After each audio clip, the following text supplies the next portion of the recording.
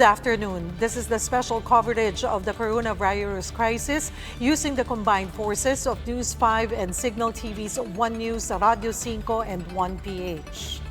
Ilulunsad ng gobyerno ang rapid pass system na magpapadali sa health workers at iba pang authorized persons na dumaan sa checkpoints. Magsisimula na rin ngayong araw ang pamimigay ng cash assistance sa mga mahihirap na pamilya. Para sa detalye, nagbabalita live si Maricel Halili. Maricel, so paano gagana itong rapid pass system ng gobyerno? Anong ahensya yung mag-ooperate at sino-sino yung mga pwedeng mag-avail?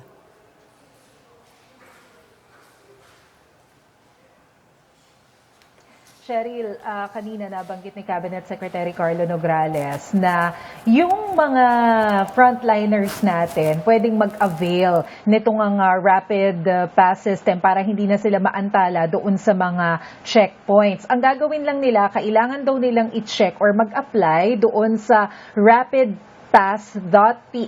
yung website, kung saan magpi-fill up ka lang ng form, tapos i-screen ka lang kung talagang frontliners ka. After mo na ma-approve yung application, bibigyan ka ng QR code. Yung QR code na yon, pwede mo siyang i-print o kaya naman pwedeng i-record mo lang dun sa yung smartphone para yun mismo yung i-scan ng mga pulis doon sa checkpoints. Or kung wala ka namang smartphone, hindi ka naman na makapag-print ng QR code, bibigyan ka naman nila ng number. Itong number na to, parang code mo yan yung ibibigay mo doon sa checkpoint together with your ID para ma-check ng mga police doon sa checkpoints kung talagang kabilang ka nga doon sa mga exempted. Mamayang hapon yan, mga bandang 4:00 ng hapon, ang sinasabi ni Cabinet Secretary Carlo Nograles na sisimulan itong rapid pass system. Ito daw ay sa pangunguna nga ng ating mga IT experts mula sa private sector at katuwang yung DICT at yung DOST to make sure na hindi magkakaroon ng issue doon sa data privacy. Yung frontliners ang maaaring gumamit itong rapid pass system. Maliban sa frontliners, sino pa ang pwede?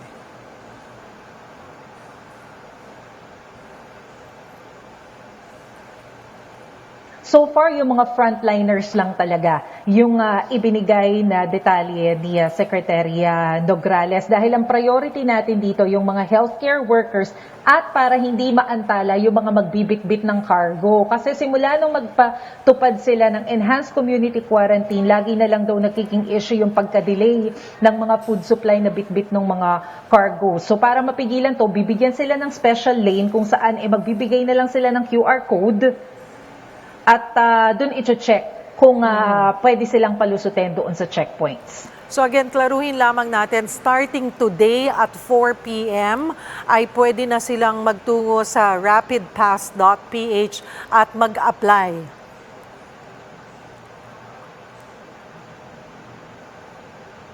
Yes, pero hindi pa naman yan fully operational, Cheryl. Kumbaga, launching pa lang yung gagawin nila ng 4 p.m. ngayon. Kasi kanina, chinek ko din yung website. Hindi pa talaga siya gumagana. Ang makakakuha ka lang ng additional details, yung Facebook account ng rapidpass.ph. So mamaya, magbibigay daw ng additional details sina Secretary Nograles kung paano yung magiging proseso nito. Kasi kanina, kumbaga, advancer pa lang yung ibinigay niya. Okay, Maricel, papuntahan ko naman itong Social Amelioration Program. Lahat na ba ng qualified ay makakatanggap today o magiging per batch yan?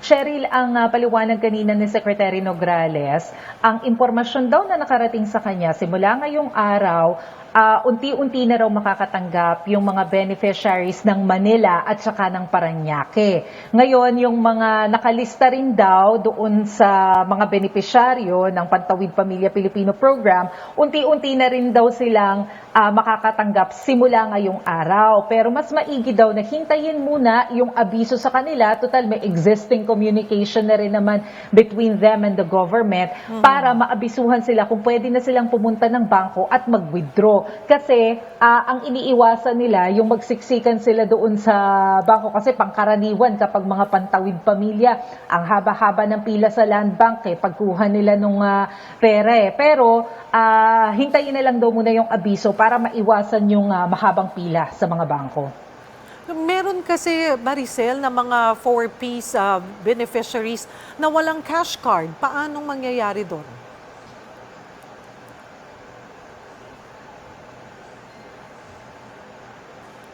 Cheryl, ang mas maigi siguro makipag-ugnayan sila doon sa mga barangay officials nila. Kasi sa social amelioration, hindi lang naman yung mga members ng 4Ps yung makakatanggap dito. Kumbaga, gagawin lang silang priority.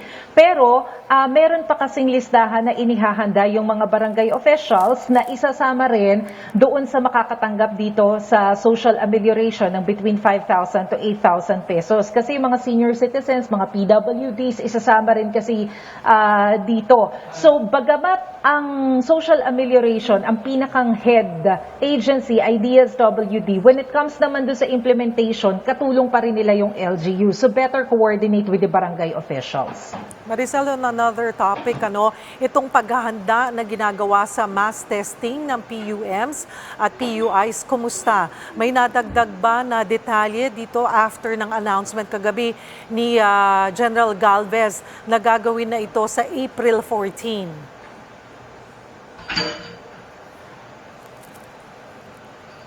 Oo, tama, Cheryl.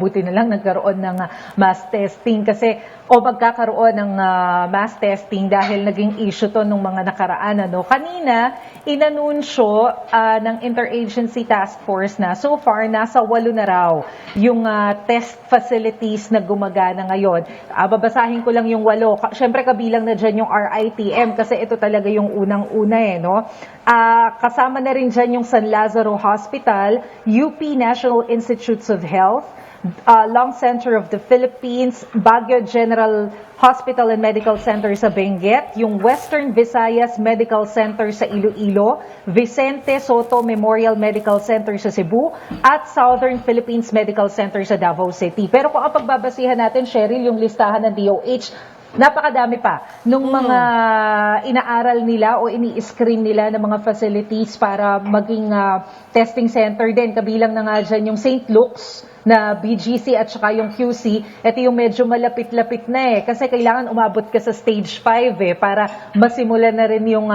paggamit ng facility mo for testing So yung sa Marikina, nasa stage 2 pa lang yung huling check ko, so baka medyo matagal-tagal pa.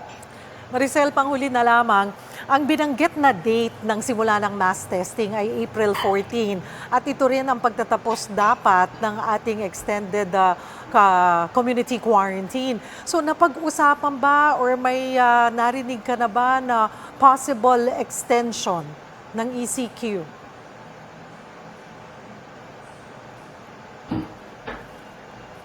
Alam mo, natanong din natin yan sa IATF kanina, Cheryl. Pero ang sagot ng tagapagsalita nila na si Secretary Nograles, ayaw nilang pangunahan kung ano man yung magiging recommendation ng technical working group. Kasi inassign na nila dyan yung Department of Health together with other agencies to set parameters na pagbabasihan whether to lift the enhanced community quarantine or if there's a need to extend. So, kailangan nating hintayin kung ano yung parameters na sinet na yun. And then, once na nakapag-set sila ng parameters, pag-aaralan ng IATF, aaprubahan nila, and then upon also the approval of President Duterte. Maraming salamat, Maricel Halili.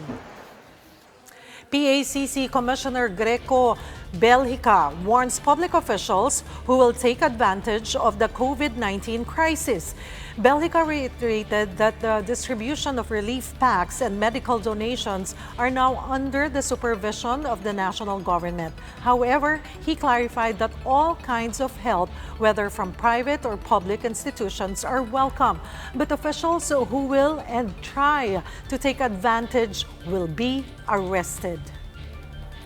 Yung possibility ng corruption, totoo po yan, and we are aware of it, and we are acting on it. Kaya po si Presidente already had cut down the process and yung mga dadaanan. Ngayon, tinanggal na niya LGU, tinanggal na niya ang barangay, direkta na po ang national government, DSWD, na DILG sa pamamigay po ng pera dahil kita natin madami pong LGUs ang pumalpak dun sa relief pa lang. Naglunsad ng Care Store ang isang ospital sa Taguig para bigyan ng libreng grocery items ang health workers at iba pang frontliners doon. Kabilang po sa mabibili rito ay canned goods, juice at iba pang food products. Pero imbes na pera, bawat health worker at frontliner ng ospital ay bibigyan ng 2,000 care points. Ito ang pambayad nila sa Care Store. Ang good news, may dagdag silang care points sa mga susunod na araw. Simula naman sa April 7, may Care Store na rin sa branch ng nasabing ospital sa Quezon City. We'll continue the discussion over at One News, 1PH, and Radio 5. For now, that's the latest on the coronavirus crisis. For News 5, I'm Cheryl Quasim. We are One News.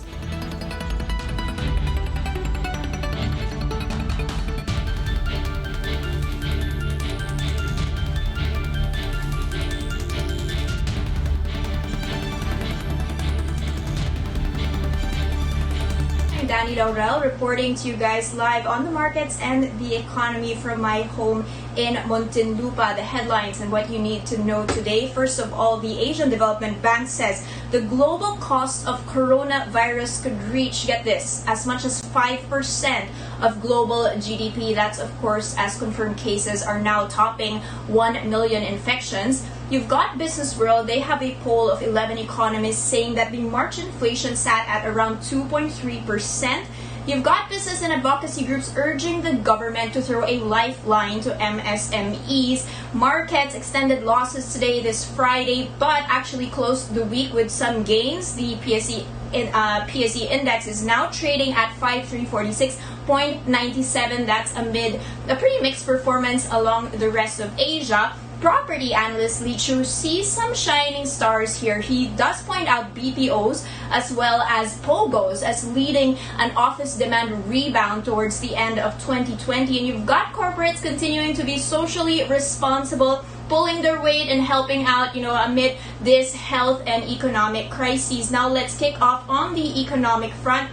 I did mention ADB putting numbers to the cost of this health crisis on the global economy. They've got two scenarios here. So the first scenario is, let's say, a shortened containment and a smaller demand shocks that could contract around 2 to 2.3% of GDP, with losses topping more than $2 trillion. But if the containment lasts longer, as we've seen, for instance, in some parts of Europe, the lockdown has been extended for more than 2 weeks in Germany, for example, and you've got larger demand shocks, it could be contracting by as much as 4.8%, and that's around topping $4 trillion worth of losses. So the maximum they're pegging here at a worst case scenario is $4.1 trillion of losses, and it all depends, of course, on whether the developed economies manage to contain the spread of this disease. Meanwhile, they've cut the regional growth forecast here in Asia. That's down to 2.2%, and their economists are saying there's a potential for severe financial crisis.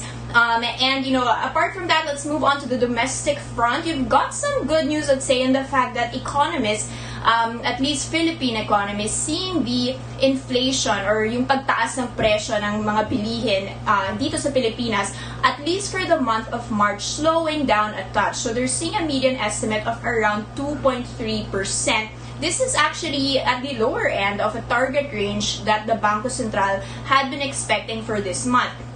Of course, alam nating lahat that, there was this enhanced community quarantine that started in March and less, let's say, demand for goods going outside. So that might have pushed prices lower. But one other culprit is the price ng oil. So yung oil, nagbababa din ng transport prices in that sense. And this is what economists are pointing at. Another one, you've got Continuum Economics. They're saying that because of the price freeze that also brought prices, a bit lower on average than previously. For instance, you've got basic necessities. Those prices are frozen from March 16 until May 15. Now, Security Bank's Dan Roses though says, let's not sit on our laurels here. There might still be possibility that yung mga bilihin ay baka tumaas pa. For example, anong sabi niya? Pag mag-minimize yung production, then you'll have less goods on the grocery shelves. Baka magmahal ang bilihin. Plus, you've got food supply issues, not just dito sa Pilipinas, but in particular,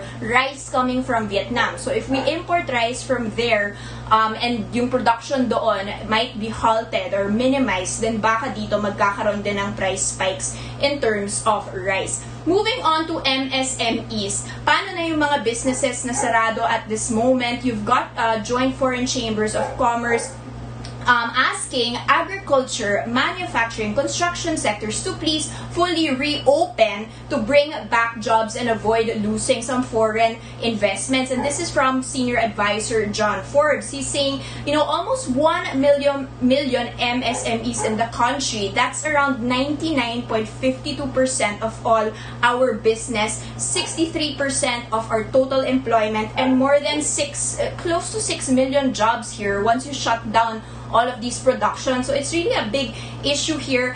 You've got, and I reported this yesterday, big business leaders saying, apart from the lockdown, sana naman it will be lifted to a touch. You've even got DTI Secretary Mon Lopez saying they're looking into lifting some of the restrictions para mapanatili at least yung manufacturing sector, helping them. And meanwhile, in terms of what the government is doing, they have already released, as of today, 100 billion pesos to the DSWD. That's the first tranche of 200 billion pesos na ibibigay. Recall that they've promised 5,000 to 8,000 pesos to low-income families for the next 2 months. So, in the meantime, habang sarado pa yung mga MSMEs, at least may pera ang mga tao para makasurvive, which is of course very important that it gets to them ASAP. Now, moving on to markets, I'm just gonna be opening my terminal here for you. We did trade flat today. So if you take a look at your screens here, you're going to be seeing our weekly performance. Actually, today we didn't necessarily move that much. It was down by 0.09%. But the more important thing, I guess, is how we traded throughout the week. And if you take a look, we are still above 5,300, 5,346.97. And that is actually up a touch. So around 5%, 1 3/10% rather. 1 3/10%, not 5%. That would be great. 1 3/10% for the entire week. But still, so many things were going on, especially the past overnight, because we did see Wall Street having several gains. We didn't necessarily mirror that. And why is that? Because a lot of the information is still very muddled. You actually have 10 million US jobless claims. That's one of the highest in history they've seen, more than what was lost. And this is just in 2 weeks. 10 million jobless people. And this is higher already than the 2 years that the US had in jobless claims from 2008 to 2009. So that is an issue. Oil also surged, and that might have prompted a rally in equities as well. But still here, you've got net foreign selling, meaning yung mga investors, foreign investors na may pera dito sa Pilipinas, umaalis pa rin. Kinukuha nila yung pera nila dito, basically putting it in what analysts have called safe haven. So safer stocks there. We already saw ballooning of net foreigners yesterday, more than 1 billion. We lost more than 1 billion in just one day from foreigners. And today, another 560 million pesos left us net.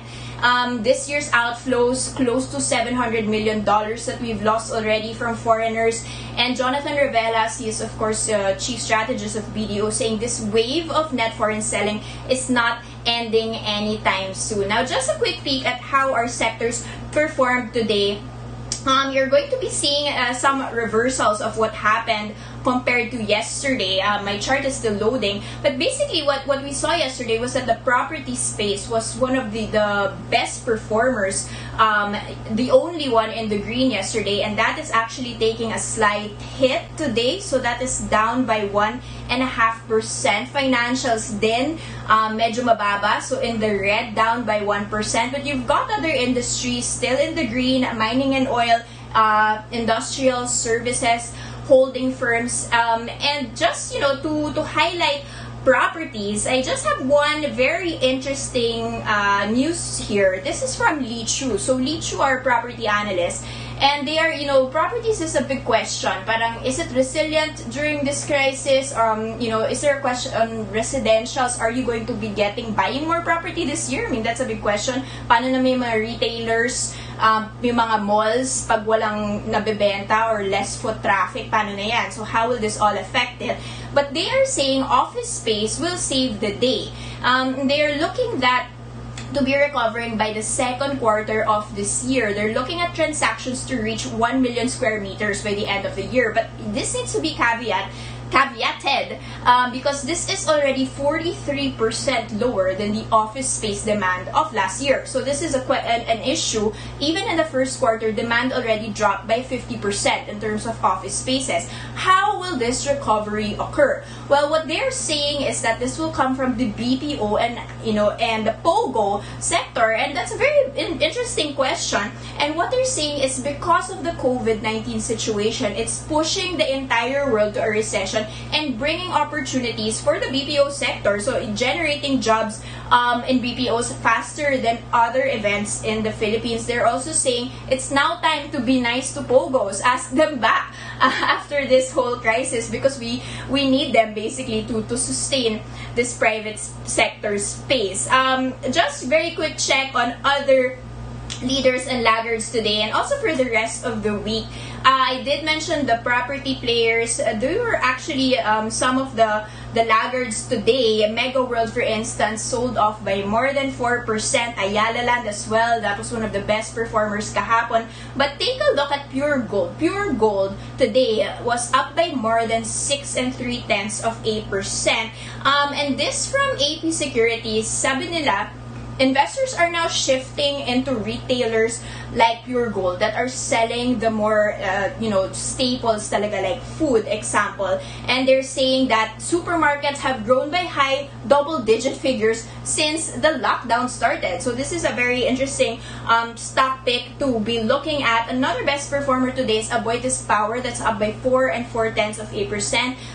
They actually had a massive drop yesterday. They had announced na hindi na sila mag-invest sa isang wind farm sa Vietnam, pero titingnan nila in a future date baka mangyari ulit. So they were heavily sold off now, seeing a bit of a recovery. And in terms of the 5-day period, so the weekly performers, AEV best performer this week, but you've got Ayala Corporation, the worst performer in the index this week, sliding by 8.5%. And finally, I just want to close with some good news. I've been trying to do that since this week started, and I did mention a lot of corporates pitching in and helping out. What are the new news here? You've got to go.